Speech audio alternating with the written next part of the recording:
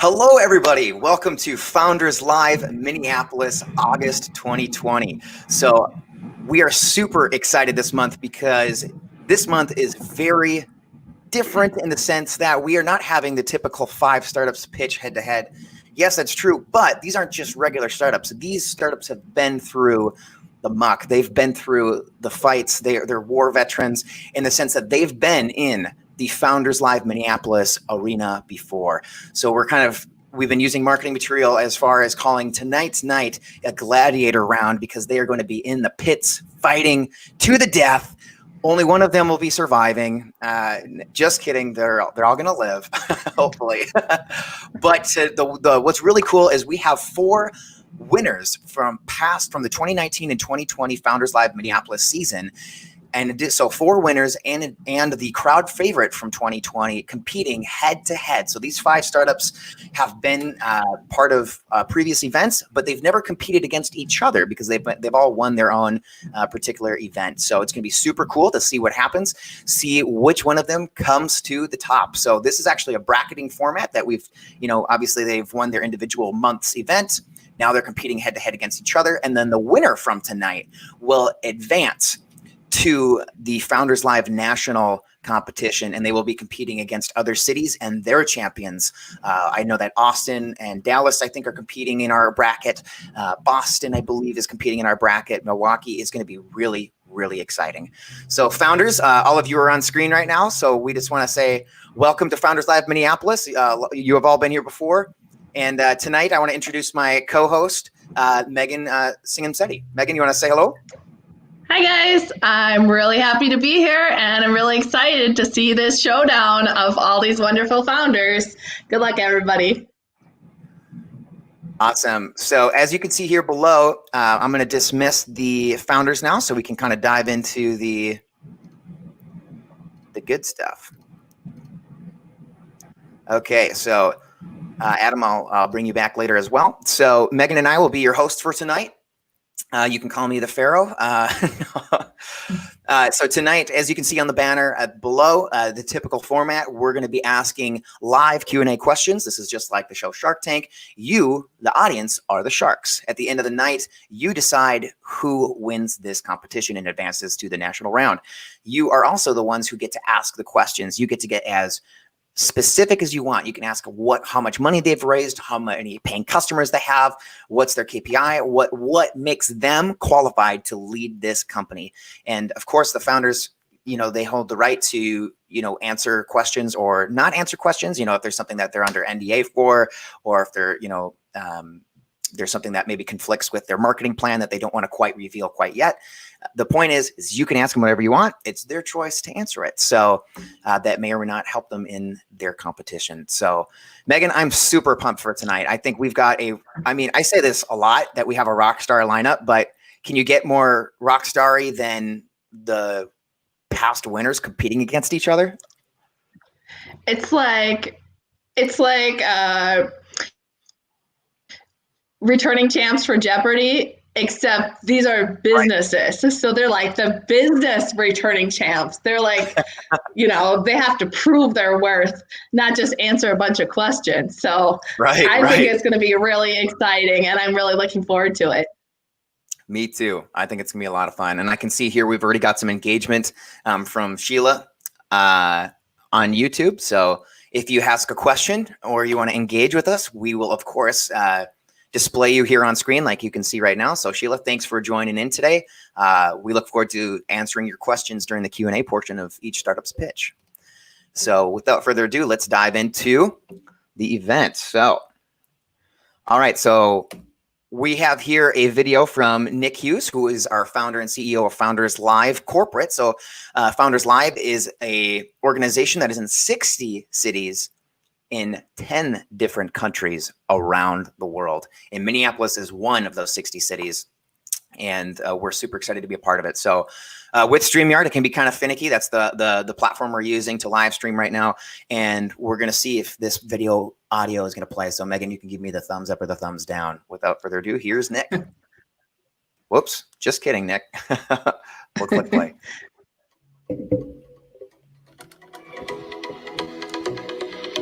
Founders Live. Whoa, Was it working at least? Yeah, it worked initially. Okay, I think I bumped the mouse. That was my bad.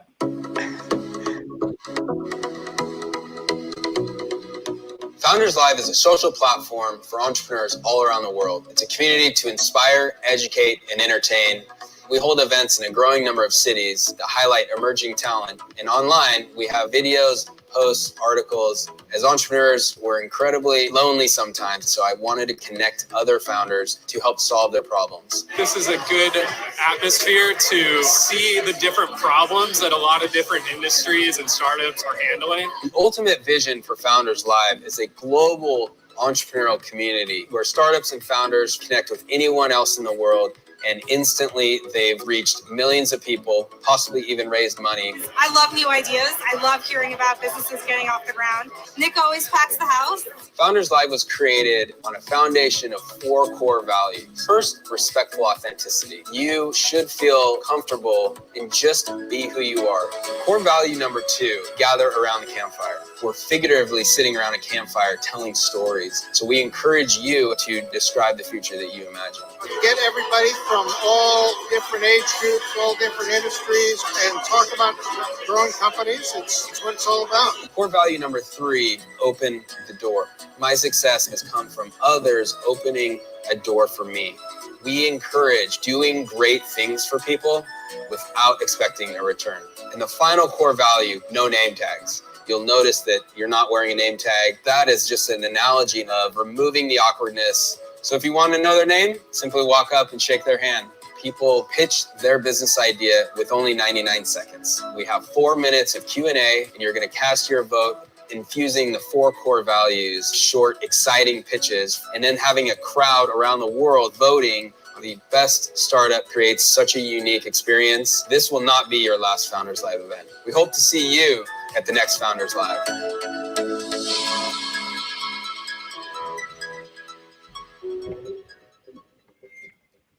Awesome. And that is Nick Hughes. So we've already kind of chatted about this. If you're tuning in tonight, you've probably been a veteran of one of our events from the last few years. We've been doing the virtual ones. We were one of the first cities in Founders Live ecosystem to adopt to the virtual model. So we can kind of breeze through a lot of this. Everyone's familiar with our core values. Nick just reviewed them. And this month, we would like to feature our board member of the month, Adam Lofquist. So Adam, I'll bring you here on screen. Hello. And Adam is going to do some stand-up comedy, right, Adam? Well, I'm sitting down, so I think it would be a lie if I did stand-up. But there were so many layers to what just occurred there. I said, are you going to do stand-up comedy? And you answered it with a joke, but you said you're not going to do stand-up comedy. So it was like this triple paradox going on right there. yeah, so a lot of my jokes, not a lot of laughter and a lot of awkward pauses. So yeah, so I bet you adapted to the virtual events really well because it's about the same audience engagement as your live events, right? Exactly. And then I can't hear anybody yell at me and heckle me. So I really enjoy this. It was an improvement. Nice. Yeah. And mostly it's been my mom. So that's really. She's your biggest hater? Yes. Awesome. Well, Adam, can you tell us what you do outside of Founders Live? Yeah. So, first off, inside of Founders Live, I'm the one that writes all the tweets and LinkedIn posts that I think are funny, but most people probably do not. And then outside of that, I do have a marketing agency, and our specialty is really working with organizations anywhere from that 1 million to 5 million, or even a little bit less, and acting as their kind of their marketing arm for them, but mostly focusing in on using kind of understanding your content and your brand and your messaging and how you want to get that out to the world. So looking at what are the best channels for you to use, and then also what's the message that resonates the best with your customers. Right, and I myself have been a customer of yours before, Adam, so I can give like a little live testimonial here that Adam is an absolute rock star, especially in my opinion when it comes to messaging, because he's just a master at crafting verbiage that fits your demographic. You know, for Founders Live, we use a little bit of comedy, a little bit of, you know, the business acumen, and he combines that better than anyone else I've ever met. So we're super lucky to have him on the board as far as that goes. And even, you know, myself and my company, we've hired you, Adam, in your agency for helping us with some crafting some messages and partnering on some projects. And I would have to say that if you're looking for someone to help you craft your message that can reach your audience, and when you do reach your audience, that you make the most impact possible, Adam is definitely someone you want to get in touch with. Adam, how can people get in touch with you? So I am on LinkedIn, so just Adam Lofquist, or else very creative email address, and it's adam.lofquist@gmail.com. That's gonna be kind of hard to remember, I think. You know. I know. So that's just kind of the game you got to play. I like to live on the edge, and there's no better way to live on the edge than with your email address. I like it. Awesome, Megan. You want to anything you want to ask Adam before we go on to the next slide? Putting you on the spot. What would you say is kind of your specialty, or what do you enjoy doing the most, maybe, of your work? Yes, I think the big thing that a lot of organizations struggle with is they think they know what their brand is all about, and they think they know what their messaging is all about, but they don't go out into the market and test it. And so when they do go out in the market and test it, they don't get a lot of great results. And so helping organizations see through that and understand what their customers want, and not just doing it from like a creative standpoint, but from using data. So running tests of the different content that depending on the channel that you want to use, running tests on that, seeing which ones get the best results, so you can have real proof of what's going to work best for you, and then you can go from there. Great. Awesome. Yeah. Thank you so much, Adam. Thanks for tuning in tonight, and thanks for being an awesome member of our team. Thank you. I'm excited. So this is going to be a great event.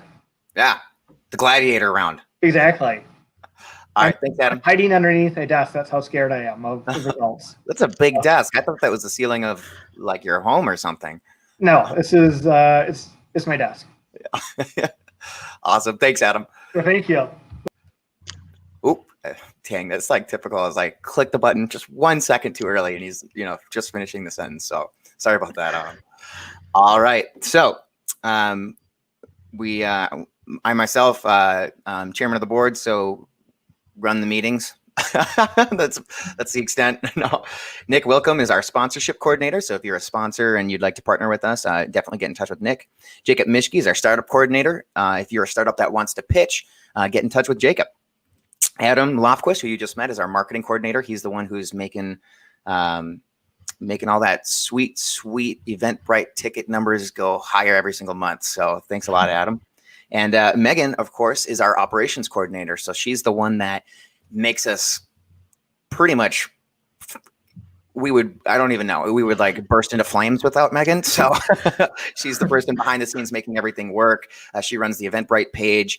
She does a lot of the voting, a lot of our corporate relationships. So Megan, in addition to co-hosting with us tonight, or with me tonight, she is our operations coordinator. So we also have, this is a good time to plug that we have another seat on our board. So we actually like to have 6 board members. So we are looking for an events coordinator. So if you are interested in helping us with, on the virtual side, it helps us with our streaming platforms.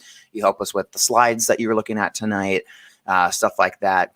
During the virtual stuff. And then when we have in-person events, that's the person who, you know, manages the relationships with our venue, you know, helps us with our food vendors and sponsors. Well, not the sponsors, Nick helps with that, but, you know, coordinates the food and drink that night and really makes the event experience what it is. So they make a lot of the decisions and executive decisions about how the format of the event actually plays out. So we are accepting applications. So if you go to this website, if you go to our link tree, and then you go to /FoundersLiveMN for Minnesota, there is a application there. So we would welcome you to apply.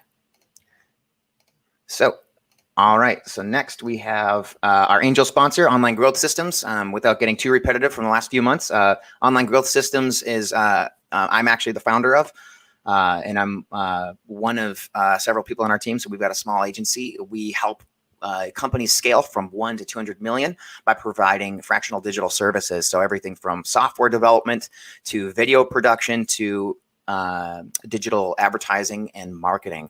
So we provide a lot of services from startups to Fortune 1000 companies, and e-commerce businesses that are pushing hundreds of millions of dollars a year. So it's pretty fun. Our partner sponsors are Google Cloud for Startups and AWS Active. So all of the startups that you are hearing tonight that have won in a past event, they have had one or both of these companies support them financially by giving them credits for their different platforms, helping them with their tech stack, and providing up to, I think at one point, Google Cloud was offering 20,000 pre-COVID, and they fluctuate those amounts every month depending on the funds and stuff. But every month, these two companies support the startups that win financially. So that's pretty cool. And even the startups that pitch. Any startup that's chosen to pitch will receive $5,000 of AWS credits to use for their cloud storage, and also a kind of a range of different companies, sponsor companies, they'll receive those benefits as well. So even if you are not a winner, are not the winner of the night, everybody is a winner in that if you get chosen to pitch, you're already a quality company. Definitely. And we get quite a few applications every month, and Jacob Mischke is the one who has to sort through those. And I know that he provides actual coaching with the ones that aren't to the level of startups that we like to have.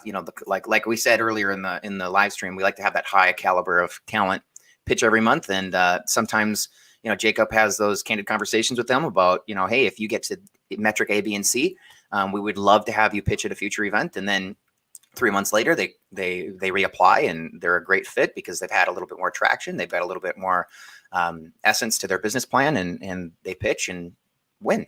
So these are some other companies. So we're partnered with Net Capital, Delta Airlines, Firebrand, and those three companies provide extra perks for everyone that presents, benefits, extra bonus miles in Delta, all kinds of stuff like that. And the winner each month gets to be a guest, or the opportunity to be a guest on the Founders Live podcast. And that podcast gets distributed to all 60 cities in the 10 different countries. So tonight's winner will get a second opportunity to be on the podcast. So pretty cool. And that Megan, and I'm sure I know that you've tuned into some of the other cities. Minneapolis is extremely lucky with the caliber of talent and startups, and even from not just from tech, but all startups across the board, whether it's, food or agriculture or education. We've just got like a gold mine of startups in Minneapolis. Definitely. Yeah. As Dick mentioned earlier in the broadcast, we are we're definitely in the top 5 of the startups for Founders Live of the city. Sorry, I would say maybe like top 3 probably. We're right up there as with far as Seattle and Dallas, I think, and Boston, I think. Yeah. Well, top 5. I mean, we do have a lot of really great talent and come on and pitch. And that's, of course, thanks to all of our great companies here that are coming on and, taking the time to tell us a little bit about what they do in their business. Mm-hmm, totally. So tonight, we've got hundreds of guests that are tuning in virtually from not just the Minneapolis-St. Paul area, but in Minnesota, but from all over the world. So this gets live streamed to various platforms and distributed to various networks across the Founders Live community, which, as you all know, is 60 cities and 10 different countries. So tonight, we have 5 companies pitching head-to-head in the Gladiator pit. They each get a 99-second pitch. So we will be timing them, and we'll be showing them things on the screen here to keep their pulse on when they have 30 seconds left, 10 seconds left, and when their time is up. And then followed by that, they have an opportunity to have 4 minutes of Q&A with you, the audience. You are the Sharks. You get to decide who wins at the end of the night. And part of what helps you aid in that decision is the quality of answers that they have. Then after the Q&A, or after all the pitches have gone, all 5 of the companies have gone through, we will have on the link tree. So again, that link is right here. We'll have the poll live. So we're using a different polling format this month that we're rolling out to make it more user-friendly for people who have never been a part of a Founders Live event before. And once we'll have about 3 minutes there where we'll give everyone the opportunity to go and vote. And after that, we will announce the winner. So, whoops. Yeah, without further ado, we are going to get started with our first startup company. We've got Fiveable on deck, or Fiveable on stage with Croptimize on deck. So let's go with, welcome, Amanda. What's How up, are you? Rob? Good. How are you? Good. I love We your are excited to hear you pitch tonight. Totally.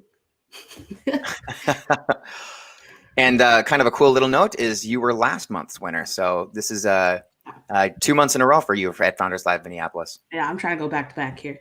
Yeah, the back-to-back champ. I like it. All right, Amanda, whenever, let me get my timer out. Whenever you're ready. Awesome. Hey, y'all. My name is Amanda. I'm from Milwaukee, and this is Fiveable. So what we're building is about online learning communities. I was a former public school teacher. I taught 9th and 10th grade. And what we're seeing is that educational inequities really leave students completely overwhelmed. They don't really know where to go.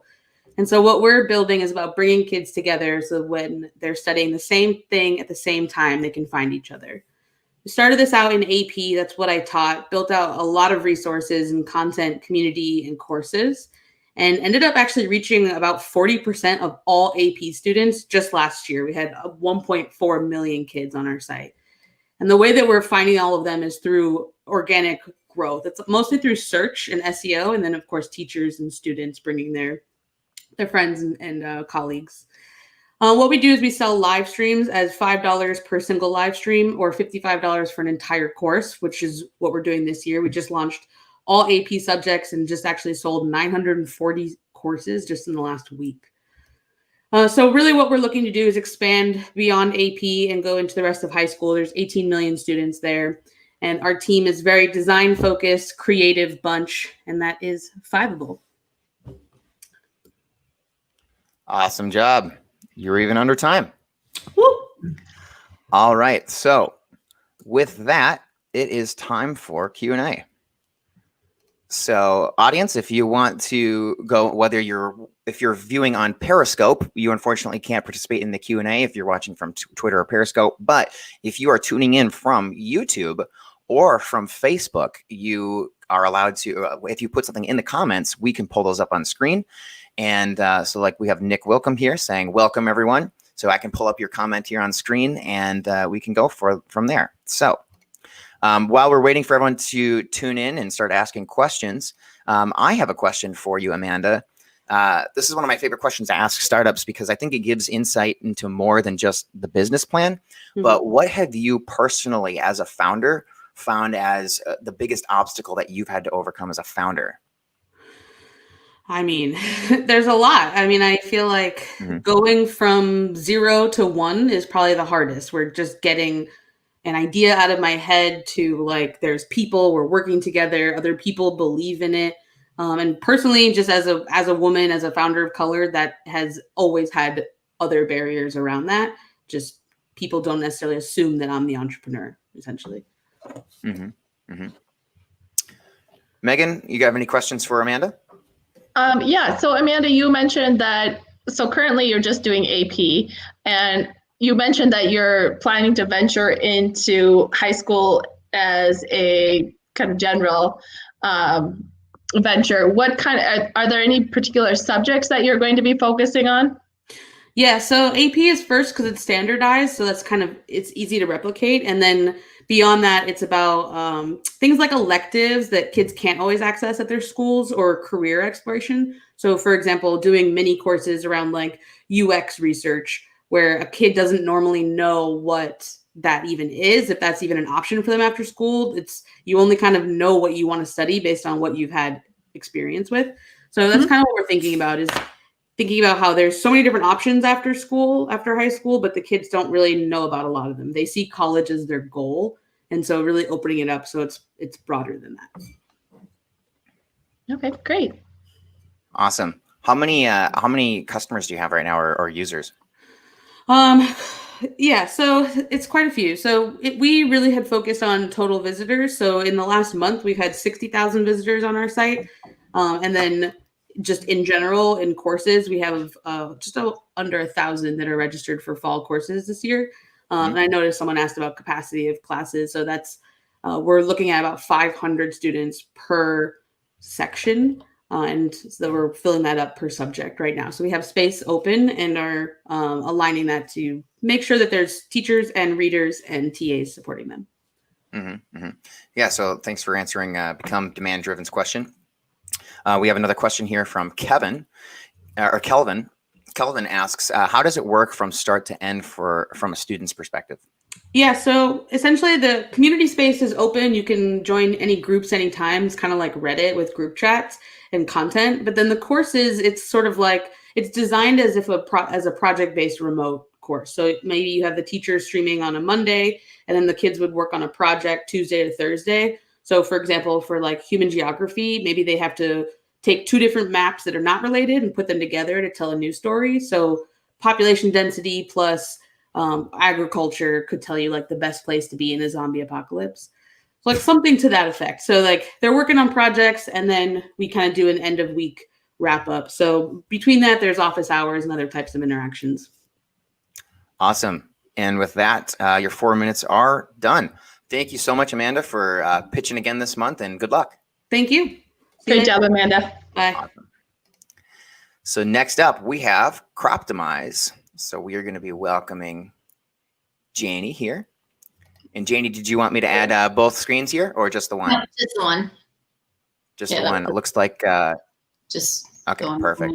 Cool. Thanks.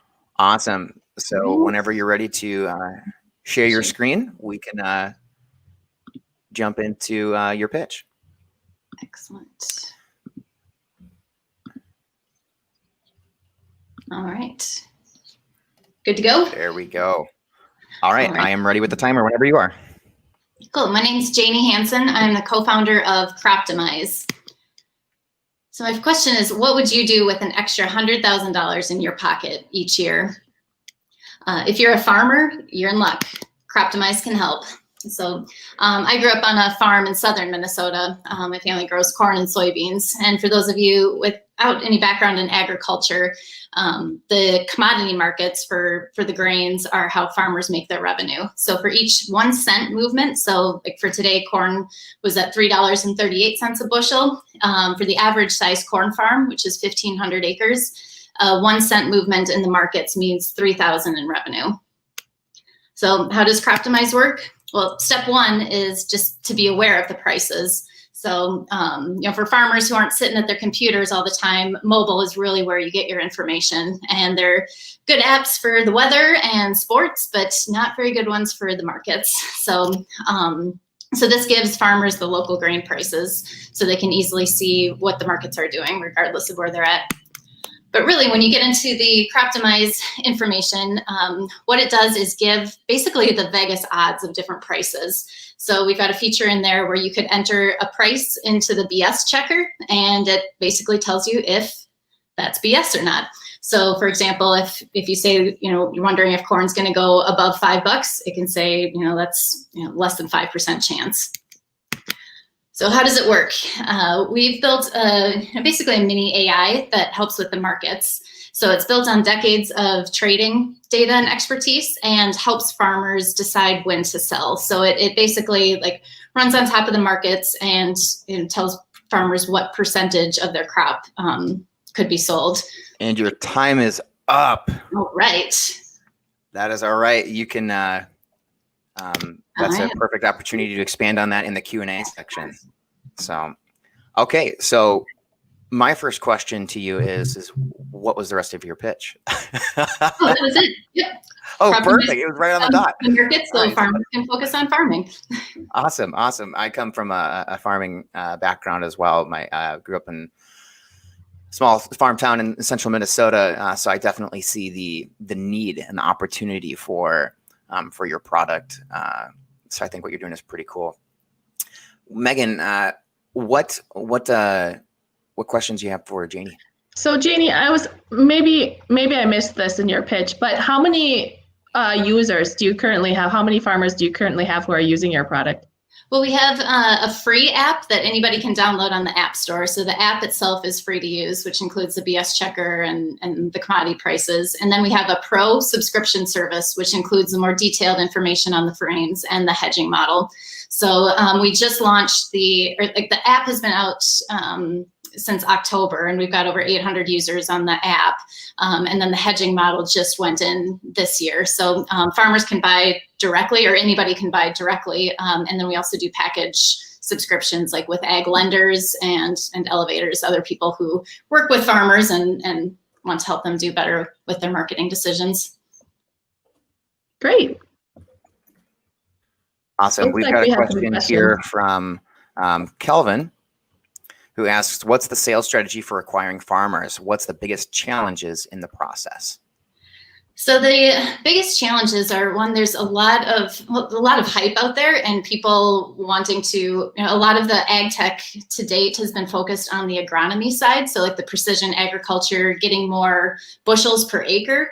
And there aren't a lot of people that are focusing on the marketing side of things. And the ones that are either like the major players like Cargill, who are actually on the other side of the trade from the farmers. So they have some products for risk management, but for me as a farmer, it kind of raises my eyebrows a little bit, like, are they actually giving me the full story? So, and then, this year, one of our big sales channels is through the ag lenders. And then, everybody's been a bit distracted with the COVID. So that changed that a bit. But right now is really one of our sales cycle times. So, when my parents got married, my dad gave my mom the option of August or January as the dates when you could have a wedding. So there's certain times of the year, so it's a very seasonal sales process in reaching farmers.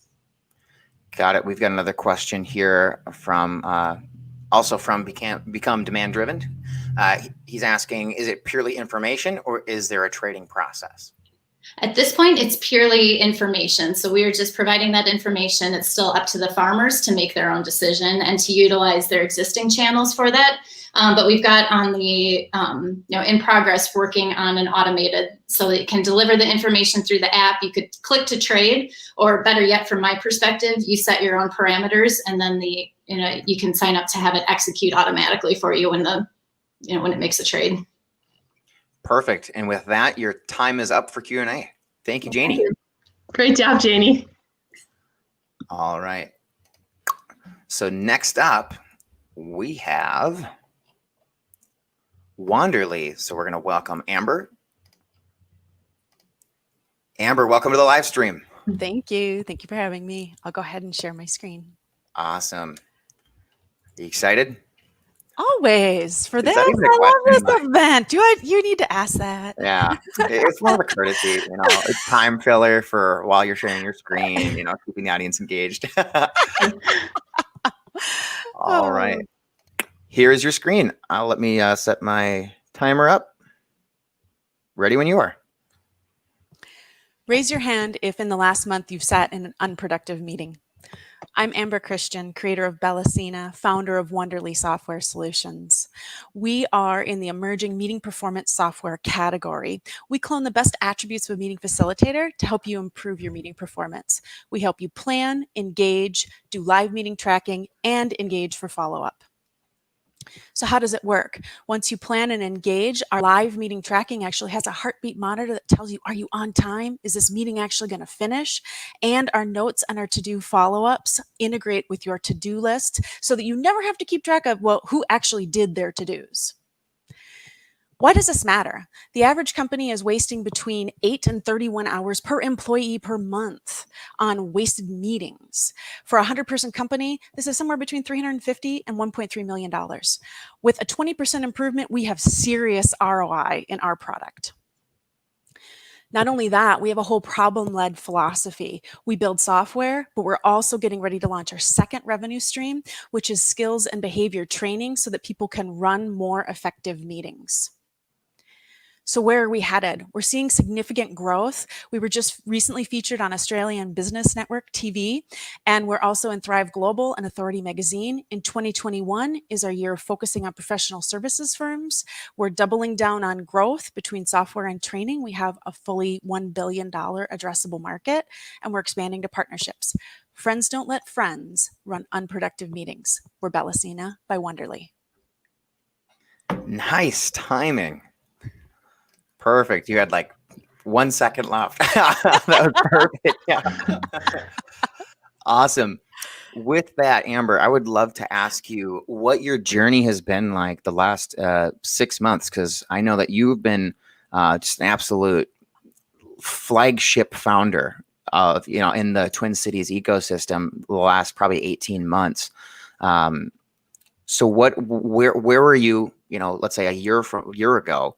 And where's the journey taken you? What's your last year's traction look like? Oh, well, like all of us founders, when you come in the market, you face the reality of who you think is going to buy your product and who buys your product.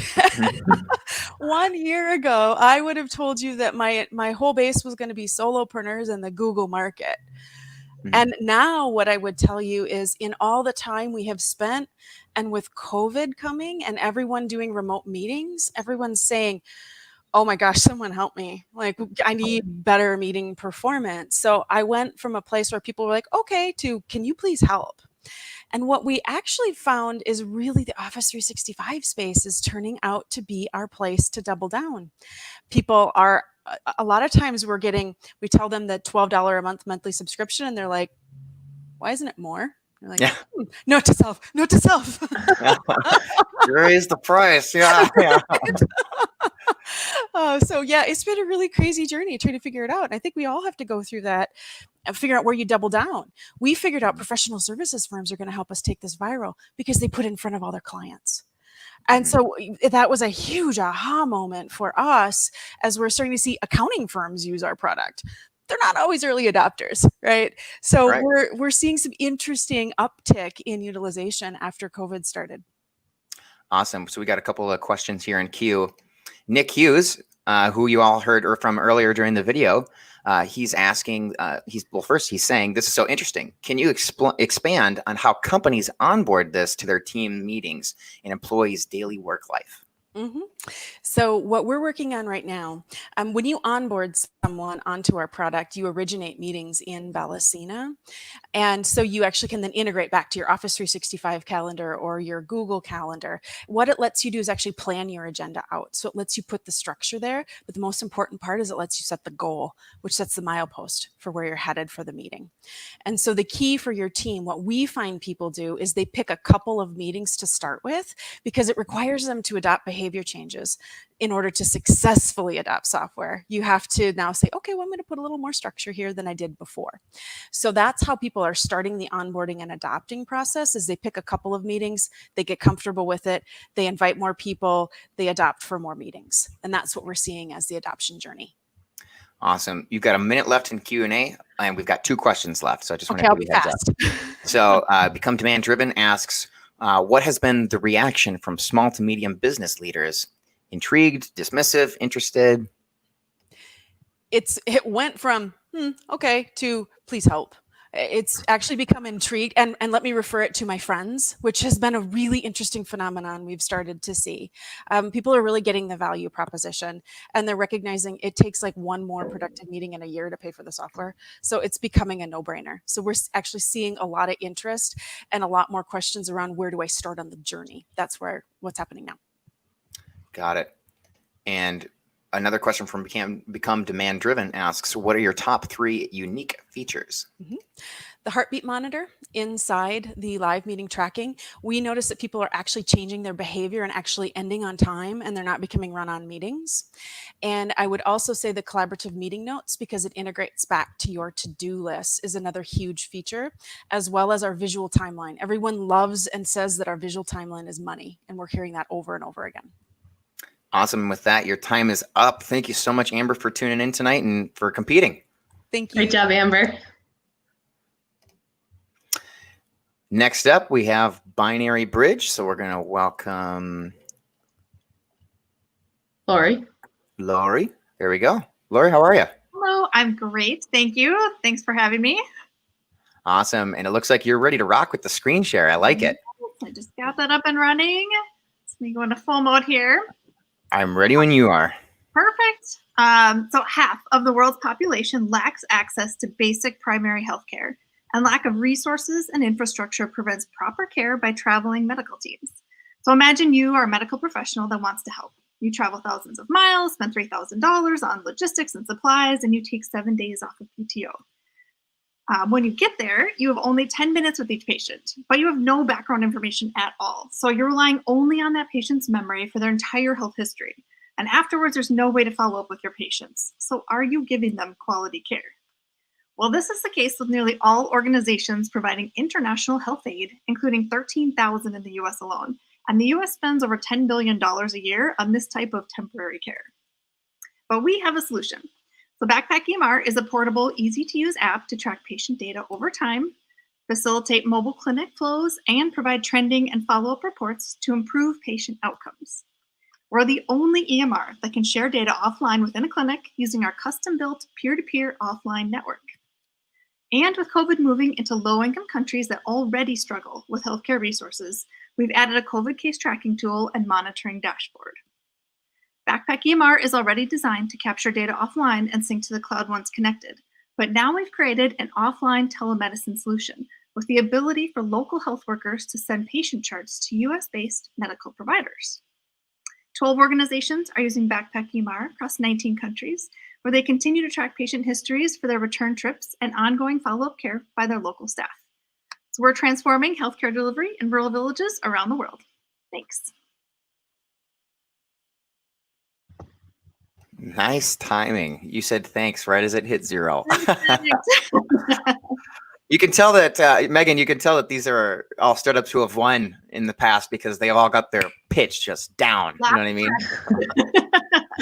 I love your pitch, Lori. You have a really good product and a really good way of talking about your product. I guess my question, as I've heard your pitch a couple of times now, is how does it work when because you're talking about doctors going over to developing countries, probably from maybe like United States, Canada, Europe. How does it work when they return? Like how does that whole process work? Maybe you can explain that part of the technology a little bit. I'm just kind of curious. Yeah, absolutely. So once they come back to the States, they've already loaded, they probably have at least one iPad with them unless they've left everything in country. But they'll just load that to the cloud and then they'll have access to it on their iPads, or we've got a web portal. So they'll be able to log into their web portal and see that patient information. So once they come back, they can continue to follow up. And in country, a lot of times they'll continuously see those patients and call on them again, and they can add that information into Backpack EMR, load it up to the cloud where the US providers can see it and give feedback. So in case they have any questions, this patient's not getting better, there's an added infection, the US doctor can give a little bit more feedback. Great. Awesome. We've got some questions lined up in queue here. Great. Tracy David, who is also a previous Founders Live Minneapolis winner, asks, what is your business model? How do you generate revenue? It's a great question. It's not easy in this humanitarian type space. So we do sell this to nonprofits, and then we also sell within countries as well. So our model is a subscription-based model. It's all software. We do sell hardware packages as well. We don't usually make money off that. It's just pass-through for their benefit and convenience. And so that's basically our model. We're also looking at another model where we this is new, where we add some telemedicine memberships. And so if you want to be a doctor who's not necessarily associated to a nonprofit working overseas, you can sign up for a membership And then these groups locally can upload different patient charts that they want feedback on. And then these doctors in our membership queues at different levels can log in and help. So it's another way of like sponsoring a patient or sponsoring a kid, but you're actually providing medical care. So you get to use your medical skills. Awesome. Cool. We've got 2 more questions here. Nick Hughes asks, what is the biggest challenge you are dealing with at this moment, and what would help? Yeah, that's a good question. I would say since our teams can't travel, we're sort of retooling and rebranding. And I know, Dick, you've helped a little bit with this too. I think some of the things that can help are just getting the word out about our telemedicine, maybe help with branding ideas, rebranding. We're looking at a little bit of an overhaul as far as we're marketing to the same groups. It's just, hey, we're not backpacking EMR anymore. It's more than an EMR. Now it's a telemedicine solution where we've got services. So any help on the marketing side would be fantastic. Awesome. Nick Wilcom asks, do you have any governing bodies like Doctors Without Borders as a partner, or what would be your ideal partner? Yeah, that would be ideal. We are starting to work on sort of a mini governing body within so that we can have medical doctors who are providing oversight. So we do have advisors, medical advisors who are helping us, but it would be fantastic to have just a group of our different customers who can provide some oversight. There's a lot of regulations in countries, so I try to keep up on that, but it'd be great to have medical providers helping. Awesome. And with that, your time is up. Thank you so much, Lori. Thank you. Great job, Lori. Thanks. Awesome. Next up, we have Ebenezer and Amanda from Braille Easy. Welcome. Hi. Hello. Thank you. How are you? We're doing awesome. Megan, how are you? Are you feeling good? I'm doing great. Okay. Awesome. So, so for some context for people who are tuning in, Braille Easy was actually the 2020 crowd favorite out of all the events we've done so far this year. You were the crowd favorite popular vote. So we're super excited to have you on the live stream tonight and obviously competing in this month's competition. So welcome. Thank you so much for having us again. Thank you. Yeah, Absolutely. thank you for having us. Sorry, I'm having some technical difficulties trying to screen share over here. For some No reason, worries. While you're working on that, we can bring Adam back in to do some more stand-up comedy. You know, is there anything that we can walk you through? for some reason, it's not, the PowerPoint option isn't showing up. So I don't, let me mess around with that a bit and hopefully this will work out. Okay. It's not showing up. Maybe minimizing it might work if it's maximized. Yeah. Okay. So Megan, while Amanda's working on sharing her screen, let's kind of talk about Founders Live Minneapolis and the global competition that tonight is a pre-round for. Sounds good. So one thing that's really cool is, you know, as everyone, like I've said multiple times tonight, there's 60 different cities, and what's happening is all 60 of those cities are sending 2 of their champions to compete at different events throughout the, you know, this fall season, where, you know, that bracketing is going to happen, and eventually we're going to have some winners, right? We're going to have like regional winner, and then those regional winners compete against, you know, to have the oh, whoops, it looks like we've got a message here. Okay, we're gonna go. Is it working? So this competition tonight is so that we will send our top winners from Minneapolis who will be competing on the national level for the North American competition. Awesome. So it looks like we're working it perfect. It's pulling up here. Okay. Let me set up my timer here whenever you're ready. All right. Thank you very much. So, hi, I'm Amanda Baumgart, and I'll be presenting with my co-founder, Ebenezer. So, I'm the co-founder of Braille Easy, the world's first phone case that teaches Braille. Braille is a tactile reading and writing system developed for the blind, which uses raised dots to represent information. It is the only means for the blind to attain literacy, which is vital for their social and financial independence.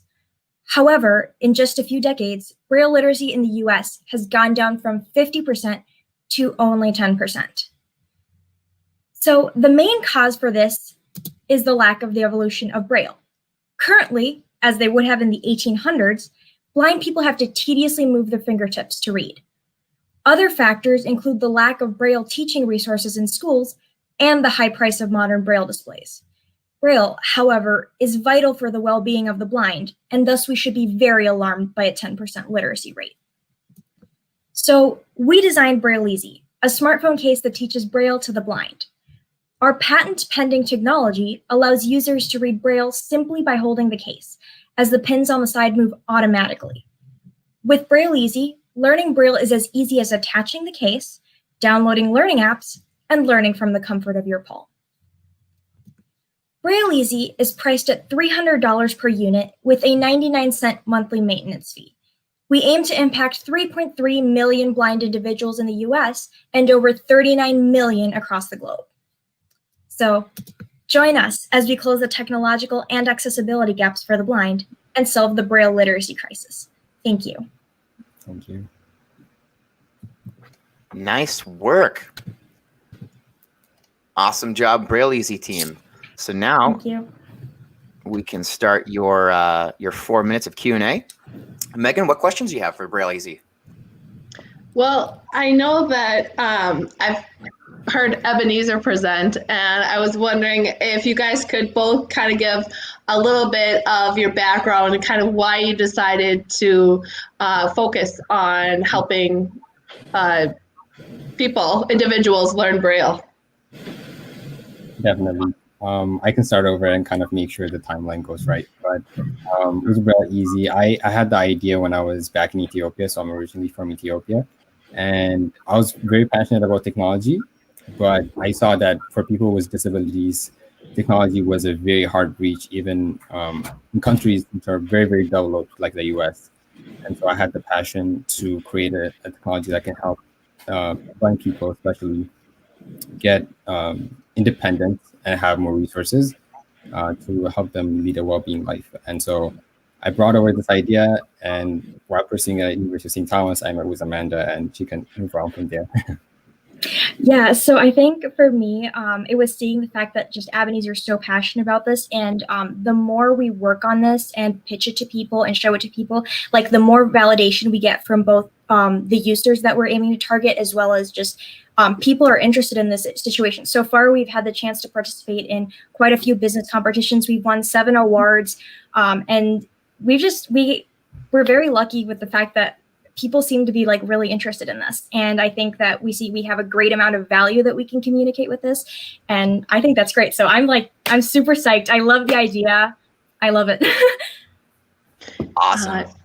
Sorry, it looks like we have a question from the chat. We do. Kelvin asks, what are the results of testing from an effectiveness perspective? Sure. So currently we're in the prototyping phase. We took inspiration from an actual device that exists today. It's a Braille smartwatch.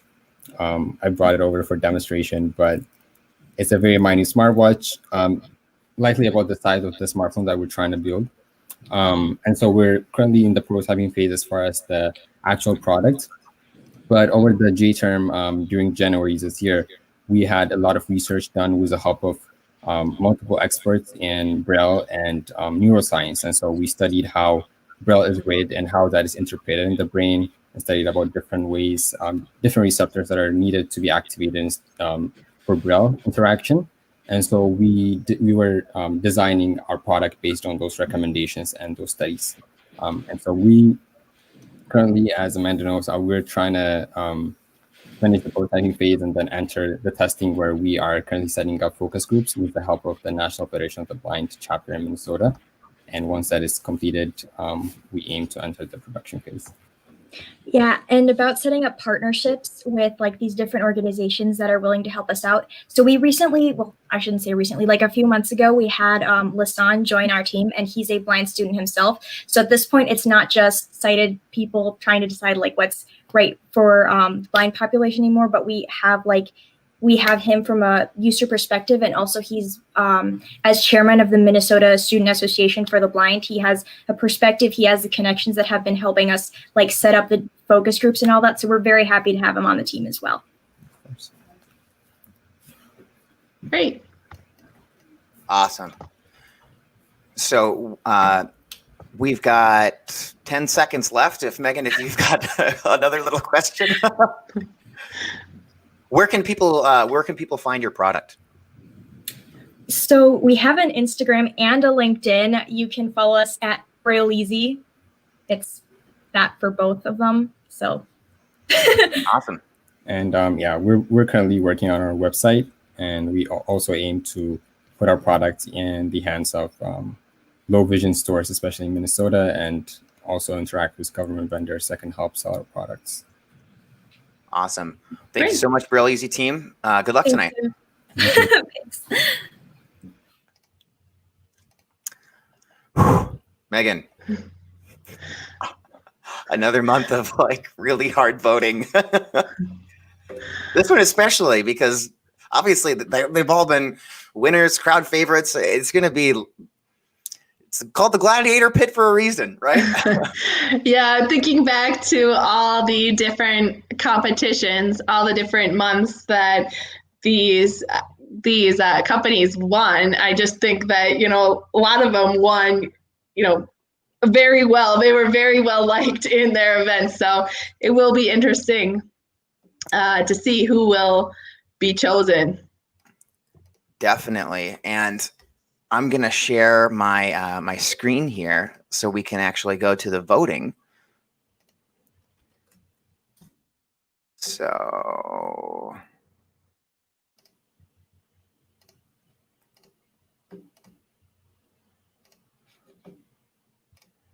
okay. So just as a reminder for the pitch order that you saw tonight, we had Fiveable first, followed by Croptimize, followed by Wanderly, followed by Binary Bridge, followed by Braille Easy. So how you can vote is you can go to founderslivemn.org, or if you go to our link tree. So if you go to the link tree --founderslivemn, that'll take you to the poll. So we're using a different voting system this month. So if you've voted in the past, it's going to be a different URL. So we're no longer doing it through the platform we were previously doing. So make sure that you have the correct link. And this is all linked in the email you received from Eventbrite when you sign up for your ticket. So with that, without further ado, Megan and I will hop off on, we're going to go on mute here, and we're going to go to a 3-minute timer. So we're going to give everybody 3 minutes. And then just to make sure everybody's aware, do not leave after the 3 minutes, because then we're going to announce the winner for tonight's competition. And after that, we will be heading over to Meetaway for our virtual networking. And that's where it's really cool. Megan, while we start this 3-minute timer, do you want to tell everybody a little bit about, so everybody has the opportunity to vote. You know, you've got 3 minutes here, but for those who are still listening while you're voting simultaneously, Megan, you want to tell us a little bit about what Meetaway is and what the virtual networking piece is going to entail? Yeah, so Meetaway is a platform that you can have one-on-one connection. So you'll be paired with somebody else, and there'll be 10 pairings throughout the networking session. So each pairing, you'll get 5 minutes to converse with that person, and introduce yourself and talk about what you do, and have a networking conversation with that person. If at the end of that 5-minute session, if you both mutually decide to continue chatting with each other, let's say you're having a really great conversation, you can hit extend session, and you will be able to extend for another 5 minutes. So there is that option for people if you're having a great conversation. The nice thing about Meetaway, or what I really like about it, is but because there's that mutual connection, you can continue to extend your conversation, but it feels more natural, like as if you're actually meeting someone in live at a Founders Live event. You would be, talking and having a conversation, and then you might go and, meet with somebody else. So it kind of has that natural feeling that I really like about the event. So what we'll do is at the end of after we bring on our winner again, and we have that portion of it, we'll post a link to MeetAway, and you'll be able to click on it. If you've already used MeetAway before, you'll be able to just log in, find the Founders Live event, which it'll just say sign in, and just sign in and you can start right away. If you haven't, you just have to sign up. It takes like 2 minutes. So if anybody is new and has not joined before, it's really super easy. So you can go ahead and you can meet all of our founders will be on there. So everybody who pitched tonight will be on there, as well as any attendee of this event could be on there, and you can have a great conversation with them. Yeah, something that was really cool is last month, I ended up being in a one-on-one chat with someone who was tuning in from Arizona. So they had tuned into Founders Live Minneapolis July event just because they had heard about us. And it was really cool to talk about what connections we knew. And we actually brokered some introductions on LinkedIn afterwards. And that's my favorite part about the networking piece is you can have an investor sitting next to a first-time entrepreneur, sitting next to a software developer, and a company can spark out of that. So it's pretty cool. And with that, our 3 minutes are up. So I'm going to stop sharing my screen so I can check on the voting here.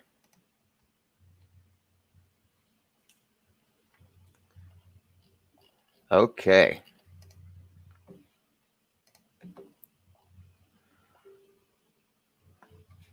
All right. Perfect. Okay, so what we're going to do, so founders, if you are all in the chat here, if you want to get ready, because we are going to pull on screen the winner for Founders Live Minneapolis, August 2020. All right, drum roll, please. Without further ado, it is back-to-back winner Fiverr, or Fiveable, not Fiverr, Fiveable. Not Fiverr. That's awesome. Super stoked. Thank you. Awesome job, Amanda. Congratulations on 2 back-to-back W's. I will How do you feel right now? I will represent the Midwest with as much, as much as I can in the next round. Awesome. Awesome. Well, what's something that's really cool now is you get another opportunity to give another 99-second plug about something that you want to talk about. Oh, wow. That's cool. Dang, on the spot, 99 seconds. I guess I'll just put a plug out for the AP courses that we're starting. This school year is just a complete nightmare for students, as you know. If you know any high school students or teachers, it's just going to be a really stressful fall. And so the AP courses that we're teaching are just going to be a really fun place, especially to build community. And so I think as we're all just kind of experiencing a pandemic together, to be able to make sure that students have each other, even though they can't be at school. So we are teaching every single AP class. You can take an exam, even if you don't take the class at school, which is super awesome. So if you know any high school students or teachers, would really appreciate if you could pass along those messages to them. They can find the courses at courses.fiveable.me. And that's ME. I'll leave it at that. Awesome. Way to go, Amanda. Thank you so much for pitching tonight. And we're going to bring up all the founders back on screen here. So we've got everybody on screen. So awesome job, founders. You all did fantastic. Congratulations. You're all winners. You're all, otherwise you wouldn't be here tonight. So it's like we said, tonight is the best of the best, competing head to head. So congratulations. I'm sure that if any of you would have competed against the winners of any other city, you all would be competing at the national level anyway, because Minneapolis just has the cream of the crop demise. So that was my awesome. Okay, so it looks like we got some. So Nick Hughes is saying, "Yay! Congrats, everyone! Great job, fantastic." Oh, that was Tracy. Thank you, Tracy. We've got Nick Hughes saying, welcome to the Founders Live Prime Time, which is the global competition. So welcome to Prime Time. Okay, so with that, I'm going to share my screen one more time here so we can jump into the final announcements and then go into the virtual networking. So our next Founders Live event will be on September 10th. What we're going to be doing is we're going to be having people like Tracy David, who is tuning in tonight from a guest perspective. So other winners from the 2019 and 2020 season competing against each other. So that way, like we'd mentioned, our two winners or our two champions that we choose to advance to the prime time, the global competition.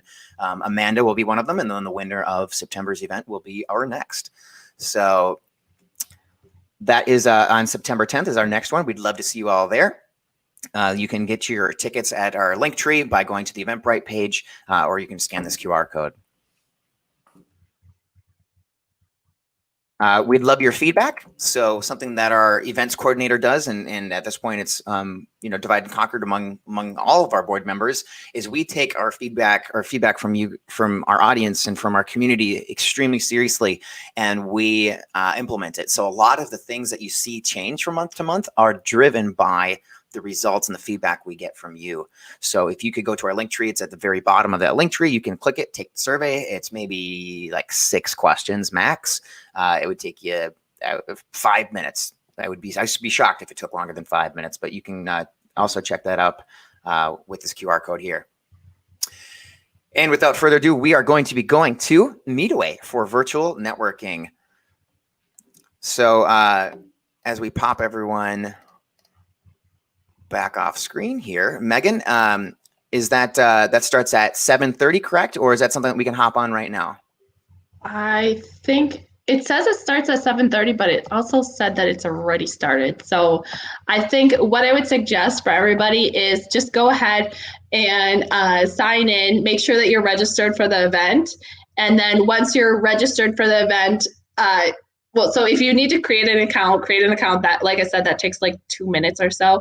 Then go ahead and register for the event, and by then it should be started.